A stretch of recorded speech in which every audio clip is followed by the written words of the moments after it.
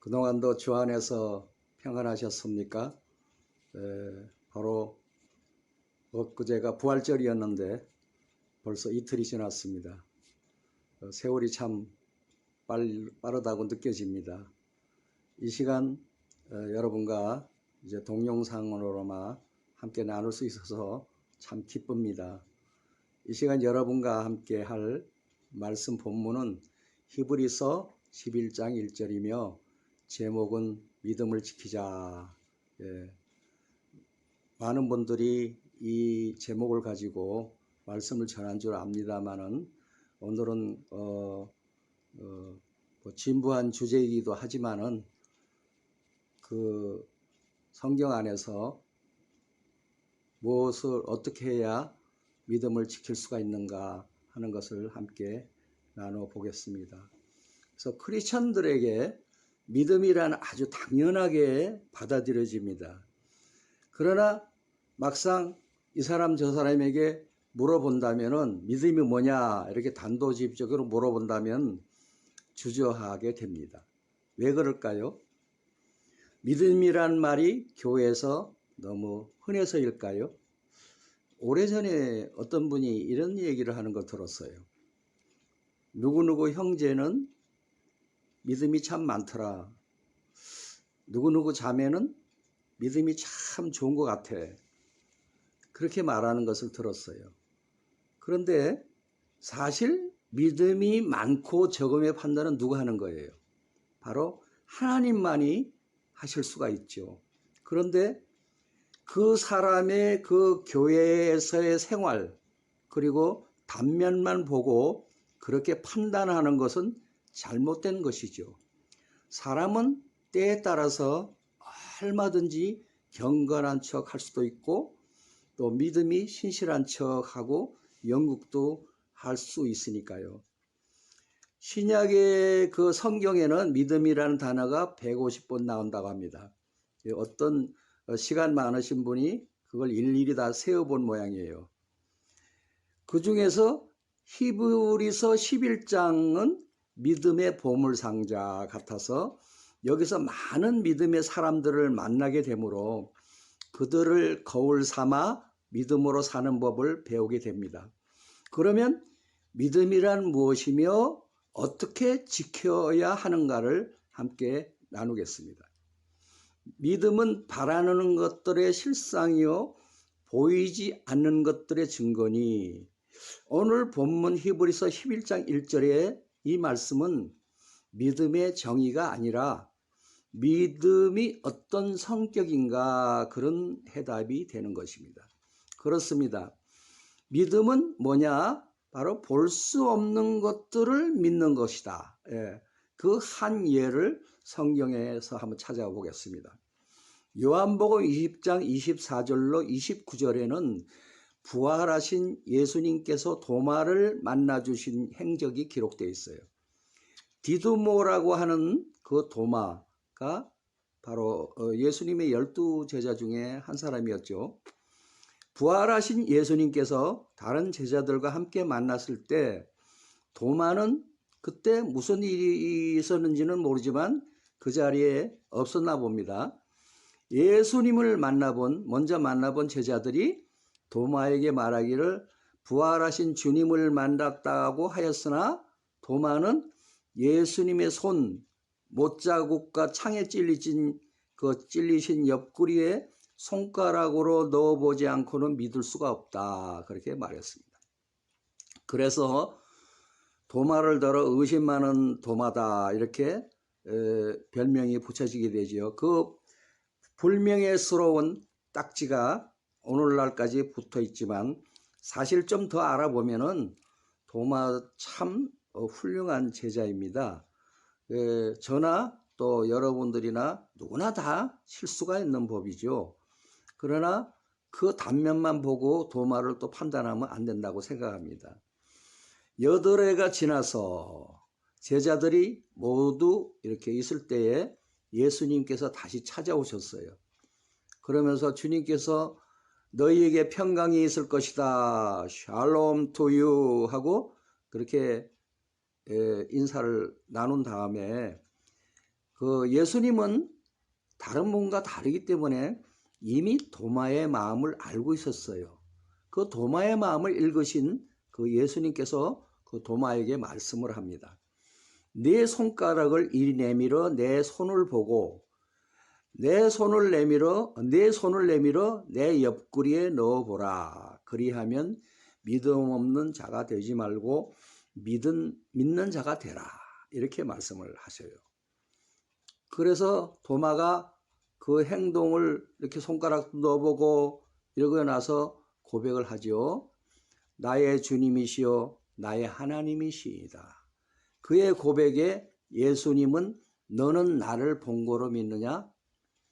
보지 않고 믿는 자들은 복되도다 말씀하셨습니다. 예수님께서는 믿음에 대해서 아주 알기 쉽게 설명을 해 주셨어요.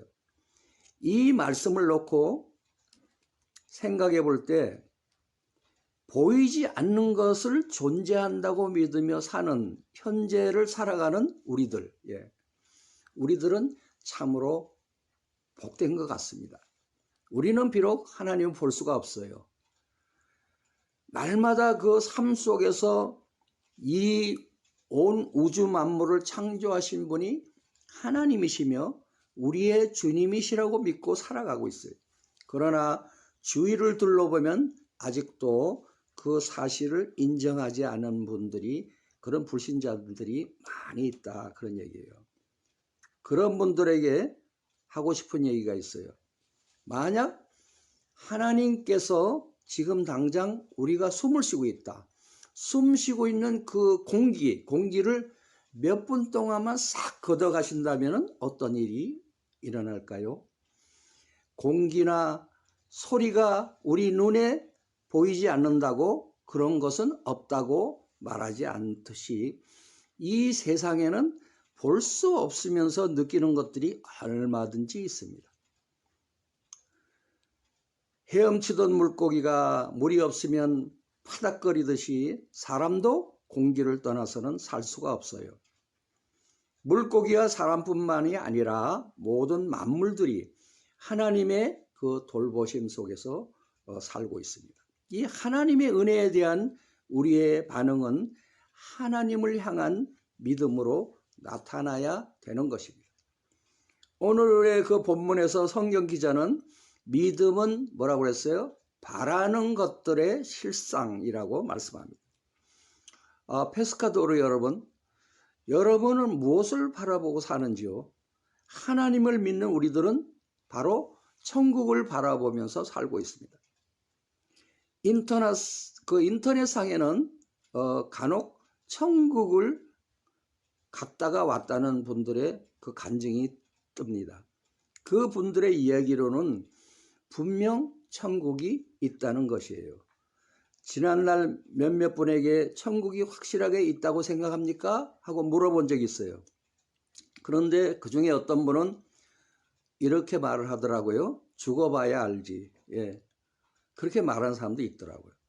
그러나 교회에 출석하는 대부분의 사람들은 천국에 대한 그런 소망과 확신을 가지고 나갑니다.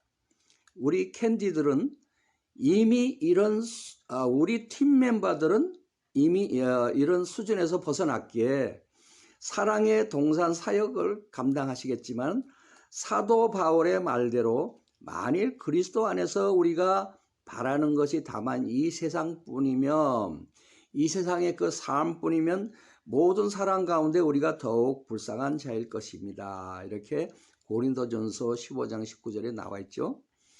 보이지는 않지만 있다고 확신하고 나아가는 그런 천국, 그 천국을 바라보고 나아가는 것, 이것이 믿음이다, 그런 말씀이에요. 그래서 찬송가 488장에 어떤 찬송이 나오죠? 바라던 천국 올라가 하나님 앞에 배울 때 구주의 의를 힘입어 어여시 바로 서리라. 그런 내용이 있듯이 천국을 바라보고 나아가는 저와 여러분이 되시기를 원합니다. 그러면 믿음은 어디서 오나요? 하고 질문을 할 수가 있어요. 믿음은 하나님께로부터 오며 오직 하나님의 그 전적인 은혜로 주어집니다.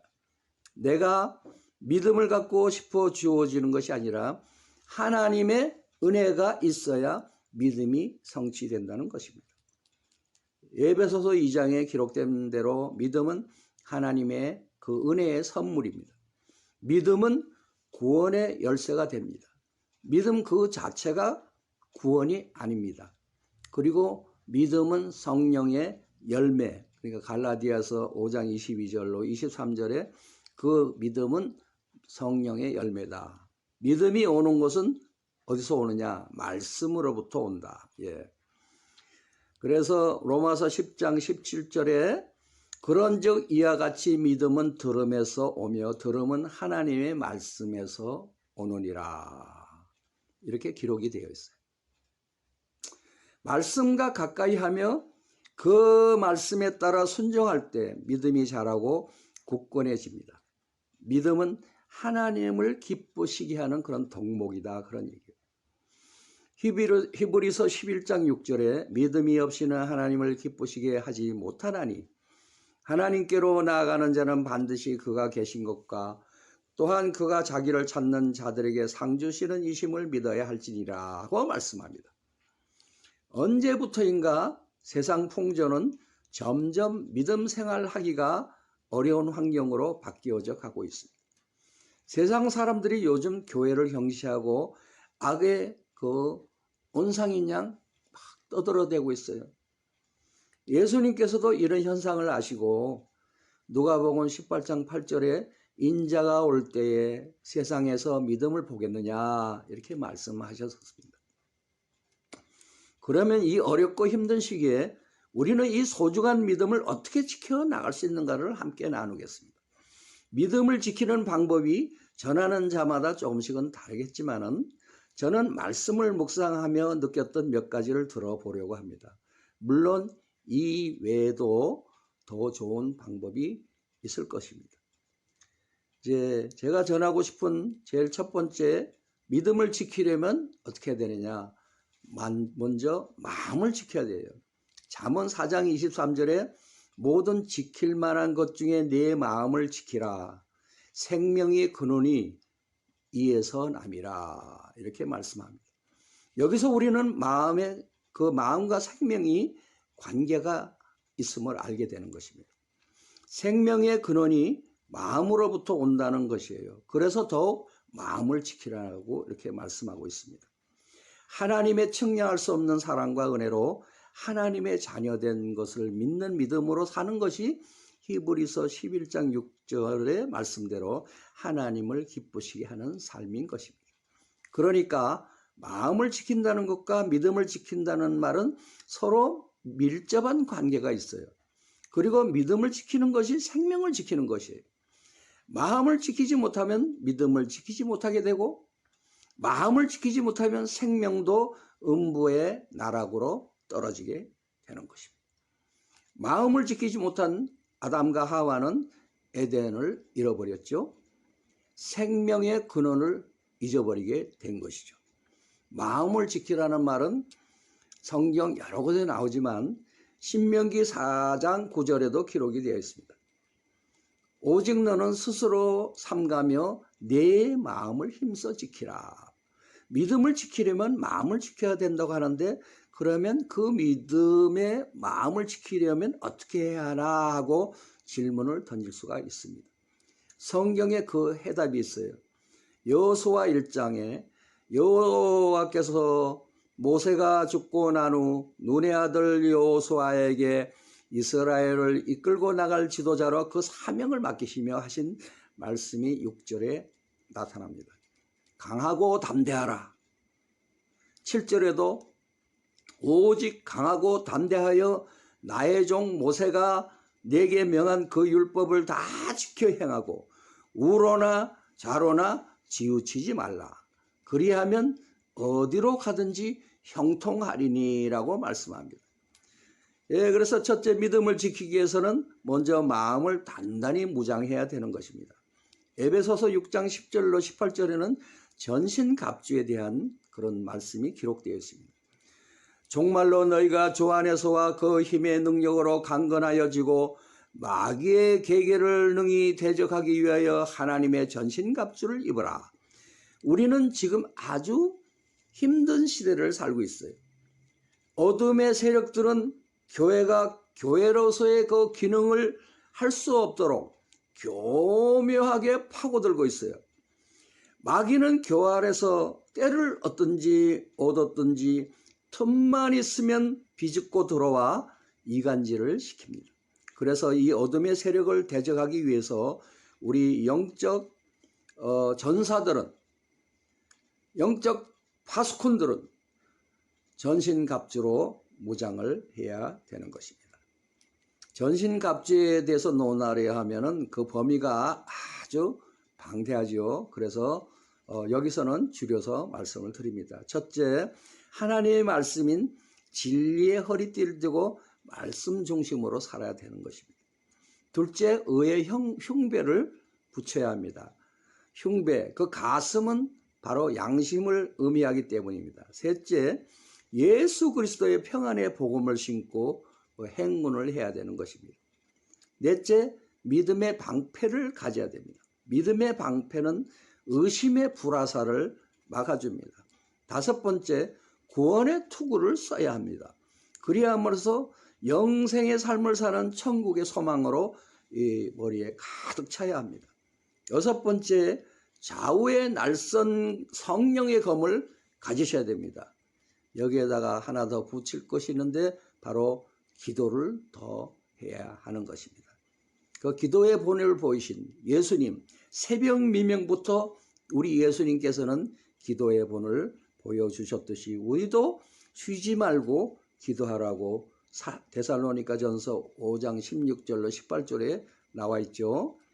그래서 우리가 이 전신갑주를 입어야 된다. 두 번째는 이 세대를 본받지 말아야 돼요. 우리는 하루하루가 빠르게 그런 변해가는 시대를 살고 있어요. 세상은 거짓이 팽배하고 진실이 힘을 잃어가고 있어요. 하나님의 말씀보다 마치 정보와 기술이 제일인 것처럼 그것들이 세상을 이끌고 있죠. 물론 이런 것들이 우리들에게 주는 그런 편리함도 인정합니다. 그러나 이러한 모든 것에 마음을 빼앗기지 말고 하나님의 선하시고 기뻐하시고 온전하신 뜻이 무엇인가 분별하며 살아야 된다는 것입니다. 세 번째, 하나님 뜻대로 사는 것이 믿음을 지키는 것입니다. 다시 여호수아서로 돌아와서 1장 7절에 기록된 거 읽어드리겠습니다. 율법을 다 지켜 행하고 우로나 좌로나 치우치지 말고 그리하면 어디로 가든지 형통하리니. 8절에도 이 율법책을 내 입에서 떠나지 말게 하며 주야로 그것을 묵상하여 그 안에 기록된 대로 다 지켜 행하라. 그리하면 내 길이 평탄하게 될 것이며 내가 형통하리라. 그렇게 말씀하고 있습니다.